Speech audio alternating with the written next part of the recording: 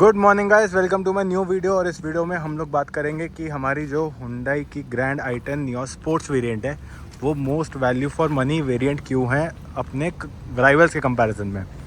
या फिर अगर मैं दूसरे शब्दों में बात करूं तो ये गाड़ी में ऐसे कौन से फीचर्स हैं जो ये इसको अपने राइवल से अच्छा बनाते हैं। तो इसके राइवलरी की बात करूँ तो उसमें दो गाड़ियाँ आती है। पहली आती है हमारी मारुति सुजुकी की स्विफ्ट VXI AMT वेरिएंट, और दूसरी हमारी आती है टाटा टियागो का XTA वेरिएंट। प्राइस पॉइंट की अगर मैं बात करूँ तो मारुति सुजुकी स्विफ्ट जो है वो हमारी कुछ 8,90,000 की आती है, ये हमारी 8,50,000 के आसपास लाई करती है। और XTA जो है टाटा टियागो का वो हमारा कुछ 8 लाख के आसपास लाई करता है। तो अगर मैं इसके प्राइस पॉइंट के हिसाब से बात करूँ, कंपेयर करूँ, तो ये मिडिल में पड़ती है बाकी दोनों के कंपैरिजन में।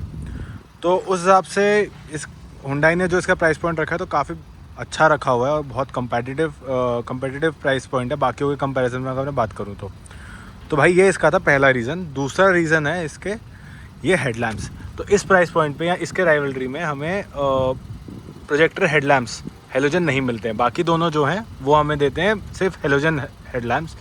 i10 हुंडई जो है हमारी वो इकलौती ऐसे जो हमें यहाँ पे प्रोजेक्टर हेडलैम्प्स देते हैं। तो इसका फ़ायदा क्या होता है? इसका फ़ायदा ये होता है कि जो प्रोजेक्टर हेडलैम्प्स होते हैं उनका जो थ्रो होता है वो काफ़ी अच्छा होता है, जिसकी वजह से आपकी जो नाइट विजिबिलिटी होती है ना गाड़ी चलाने की गाइस, वो बहुत अच्छी हो जाती है बाकियों के मुकाबले। मैं ये नहीं कह रहा कि उसमें आपको दिखेगा ही नहीं, पर कंपैरेटिवली इसमें आपको ज़्यादा अच्छा दिखेगा। तो भाई ये इसका दूसरा रीज़न था। मैं इसके तीसरे रीज़न की बात करूँ तो उसके लिए मुझे अंदर जाना पड़ेगा। भाई हुंडई है तो हुंडई के अंदर हमारा फीचर लोडेड गाड़ी तो ये होगी ही होगी। तो गाइस हम लोग अंदर आ गए हैं। तो इसका जो तीसरा रीज़न है वो है इसके ऑटोमेटिक हेडलैम्प्स। आप देख सकते हैं यहाँ पे इसमें हमें स्पोर्ट्स AMT में हमें यहाँ पे ऑटोमेटिक हेडलैम्प्स मिल जाते हैं, और ये हमें कोई और कंपनी ऑफ़र नहीं करती है।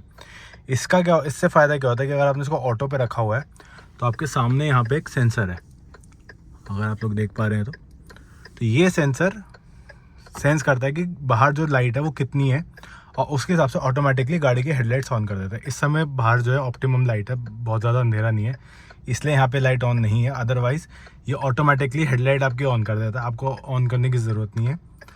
और जब आप गाड़ी बंद करोगे तो फॉलो मी होम हेडलैम्प्स इसका जो चलता है 5-10 सेकंड के लिए वो चलेगा, उसके बाद वो ऑटोमेटिकली बंद कर देगा, आपको बंद करने की भी ज़रूरत नहीं है।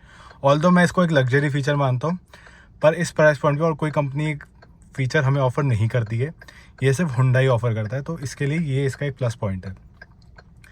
चौथा रीज़न की अगर मैं बात करूँ तो वो है इसके ये स्टीरियो। इसमें हमें एंड्रॉयड ऑटो और एप्पल कारप्ले मिल जाता है। अगर मैं टाटा टियागो और मारुति सुजुकी स्विफ्ट की बात करूँ VXI, उसमें हमें एप्पल कारप्ले और एंड्रॉयड ऑटो नहीं मिलता है। अगर आपको उनमें चाहिए तो आपको आफ्टर मार्केट जाना पड़ेगा, या फिर आपको अपना वेरिएंट इंक्रीज़ करना पड़ेगा।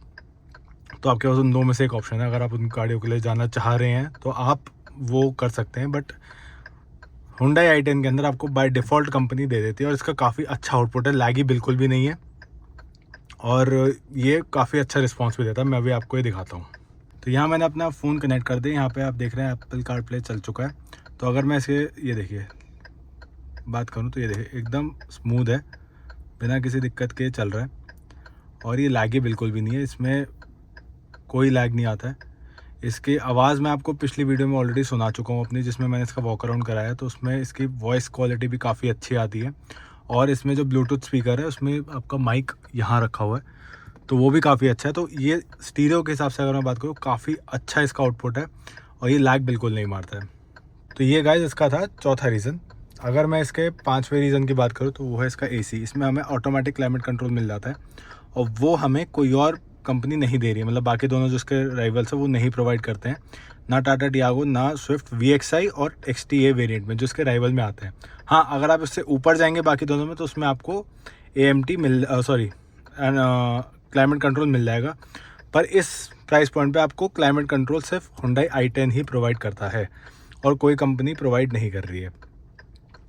मैं इसके पाँचवें रीज़न की बात करूँ तो इसमें भाई वो बहुत इंपॉर्टेंट रीज़न है जो सेफ्टी को अपना प्रायोरिटी मानते हैं, वो है इसके 4 एयरबैग। इसमें हमें 4 एयरबैग मिल जाते हैं। एक हमारे स्टीयरिंग पे है, एक हमारे डैश पे है, और 2 हमारे सीट्स के साइड में यहाँ पे आते हैं। ये देखिए, ठीक है। मैं यहाँ पे टाटा को नहीं गिन रहा हूँ, टाटा में हमें दो एयरबैग आते हैं, उसके बावजूद टाटा की जो रेटिंग है वो 4 स्टार है। इसकी जो इसका प्री फेसलिफ्ट वर्जन है उसकी रेटिंग 3 थी, पर क्योंकि अब इसमें एक एक एयरबैग ऐड हो गया, तो अगर अब इसको अगर अब हुंडई इसको भेजेगी क्रैश टेस्ट करें तो उसके पॉइंट्स बढ़ जाएंगे। होपफुली उसके पॉइंट्स 3 से बढ़ के 4 आ जाए, वो मैं नहीं कह सकता। वो एक्चुअली क्रैश टेस्ट के अपने खुद का पॉइंट सिस्टम होता है कि 64 की स्पीड पे कितने क्या पॉइंट सिस्टम है, और एयरबैग्स के अपने पॉइंट्स मिलते हैं बाय डिफ़ॉल्ट। तो वो सारे जो पॉइंट्स है वो जब हुंडई भेजेगी तब हमें पता चलेगा उसकी क्या एक्चुअल रेटिंग आएगी। पर हाँ, प्री फेसलिफ्ट वर्जन के मुकाबले ये थोड़ी ज़्यादा सेफ़ है, और स्विफ्ट के से ये और ज़्यादा सेफ़ हो गई, बिकॉज स्विफ्ट में हमें Maruti by default 2 he airbag देता है, 3-4 का कोई ऑप्शन है ही नहीं। इसमें हमें बाय डिफ़ॉल्ट 4 एयरबैग मिल जाते हैं। तो गाइज़ ये इसका था 5वां रीज़न। अगर मैं इसके 6ठे रीज़न की बात करूँ तो वो है, यहाँ पे आप देख सकते हैं, क्रूज़ कंट्रोल। भाई इस प्राइस पॉइंट पे या इस प्राइस पॉइंट के आसपास बाकी दो इसके जो राइवल्स हैं, मारुति सुजुकी स्विफ्ट और टाटा टियागो XTA, वो क्रूज़ कंट्रोल नहीं ऑफ़र करते हैं। उनमें क्रूज़ कंट्रोल आता भी है तो बहुत एकदम टॉप वेरिएंट पे आएगा, जैसे ZXi प्लस या फिर XZA+S जो आता है, उनमें क्रूज़ कंट्रोल आता है। पर इस प्राइस पॉइंट पे सिर्फ हमें हुंडई ऑफ़र करता है।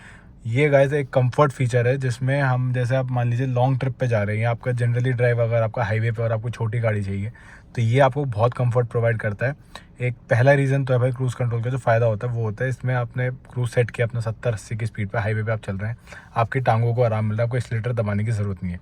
दूसरा इसका फ़ायदा होता है कि आपकी जो एवरेज होती है वो कंपैरेटिवली थोड़ी अच्छी हो जाती है, बिकॉज आप एक कॉन्स्टेंट स्पीड पर चल रहे हैं, तो इंजन को ज़्यादा काम करने की ज़रूरत नहीं पड़ती, तो वो अपना एक nominal amount of petrol use करता है जितना उसे चाहिए, वो ज़्यादा यूज़ नहीं करता। अगर आप बार बार एक्सेलरेट कर रहे हैं गाड़ी को या हेवी एक्सेलरेशन करें तो उस केस में आपकी एवरेज गिर जाती है।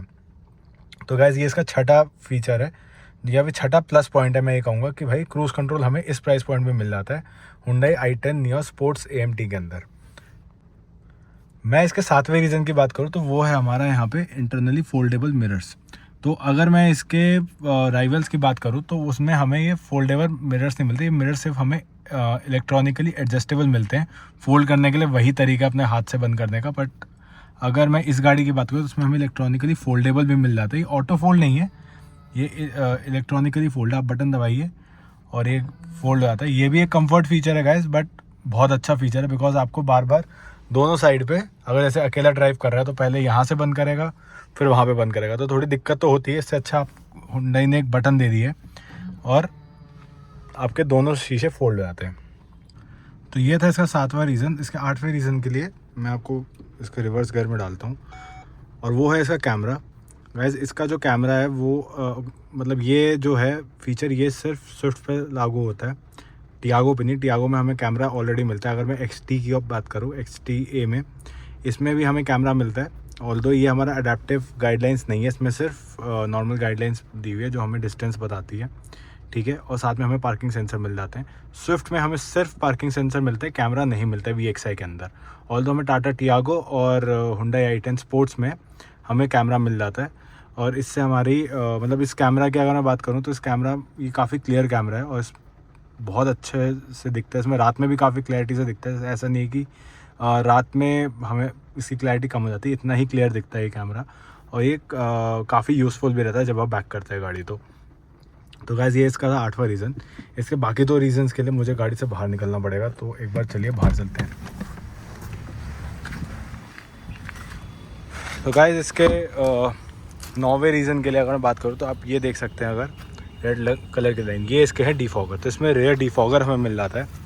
तो ये रेयर डिफॉगर अगर मैं बात करूँ तो ये और कोई इसके कंपेटिटिव में कोई और गाड़ी नहीं प्रोवाइड करती, सिर्फ हुंडई i10 ही देती है। और ये काफ़ी यूज़फुल फीचर होता है जब सर्दियों में, जैसे दिल्ली जैसे शहर में, जब हमारी बाहर की तरफ या अंदर की तरफ मिस्ट जम जाती है, जैसे AC ऑन करते हैं, तो हमें बैक रेयर व्यू मिरर से पीछे का दिखना बंद हो जाता है। तो उस समय हमारा रेयर डिफॉगर काम आता है, उसको डिफॉग करता है ताकि हमें पीछे जो आ रहा है उसका भी पता चलता रहे और हम अपनी गाड़ी बिना किसी दिक्कत के सेफली चला सकें। इसके 10वें और आखिरी रीज़न की बात करूं तो उसके लिए गाइस ये आप देख सकते हैं इसके rear AC vent. Rear AC vent इस प्राइस पॉइंट पे हमें कोई और कंपनी ऑफ़र नहीं करती है, और हमें मिलता है बाकी गाड़ियों में, पर वो फिर इसके उन गाड़ियों के, मतलब जब आप टॉप वेरिएंट पे जाएंगे, जैसे ही आपका आर्मरेस्ट इंट्रोड्यूस हो जाता है गाड़ियों में, तो तभी हमारा रेयर AC वेंट आता है। बल्कि हुंडई ने हमें स्पोर्ट्स वेरिएंट से हमें रेयर एसी वेंट देना शुरू कर दिया, और ये काफ़ी यूज़फुल है जब आप लॉन्ग ट्रिप में जा रहे अपने फैमिली के साथ। तो रेयर एसी वेंट को आप यूज़ करके अपना, मतलब जो पीछे लोग बैठे हैं उनको काफ़ी कन्वीनियंटली एसी की हवा पहुंच जाती है, और ऐसा नहीं कि हमें गाड़ी के ठंडे होने का वेट करना पड़ता जो पहले होता था। तो गाइस ये इसका 10वां और आखिरी फीचर था। तो बाहर चलते हैं। ये हमारी ओवरऑल वीडियो थी इस गाड़ी की, जिसमें मैंने आपको बताया कि भाई ये गाड़ी क्यों अच्छी है, या फिर दूसरे शब्दों में कहूँ कि ये अपने राइवल से क्यों बेटर है इस प्राइस पॉइंट के हिसाब से। तो गाइस आप लोग कमेंट सेक्शन में ज़रूर बताना कि आपको ये वीडियो कैसी लगी, और अगर अब तक आप ये वीडियो देख रहे हैं तो प्लीज़ लाइक, शेयर और सब्सक्राइब करना मत भूलना। And keep watching always on the roads for more car content.